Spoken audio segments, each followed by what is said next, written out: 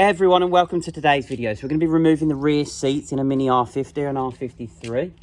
So you might need to do that because you want to get the side panels out, or whether you just need to replace the rear seats, or if you're doing a rear seat delete. So I'm going to show you how to do that. It doesn't take more than 5 minutes to do. It's super easy. So I'll show you how to get this bench out first, and then we'll whip the rears out, the actual backs out. So let's show you that now.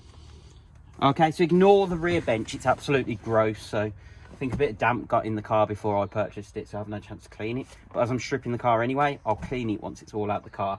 So to get this rear bench out, couldn't be any easier. It's held in there and there, and all we do, lift up and out, and it's as simple as that to get the rear bench out.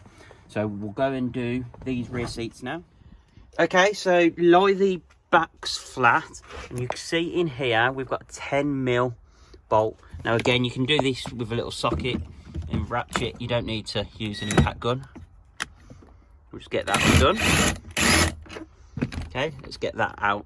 So make sure we don't lose that. And we'll see just in there, there is, you can see where I've just pushed forward on top. Probably need a flathead screwdriver, or you might be able to do it by hand. There's basically a bracket that lifts up here, and I'll show you when it's off the car, but you can see there, we need to push this forward so that these little nodules on the seats can lift out. So let's just get a screwdriver and do that, and then we'll show you those coming out. Okay, so we're just in here.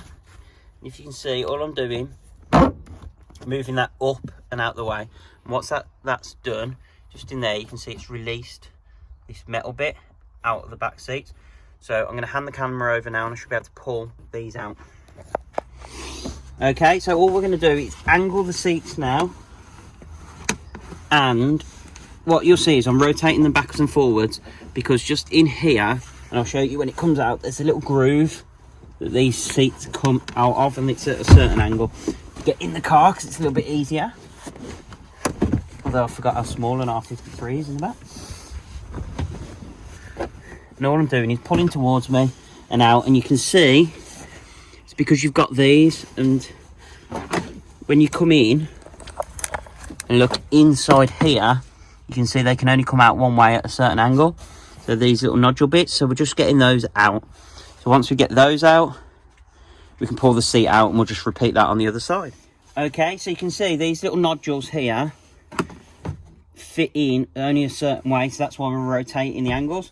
So let's put this to one side, and we'll get this side out.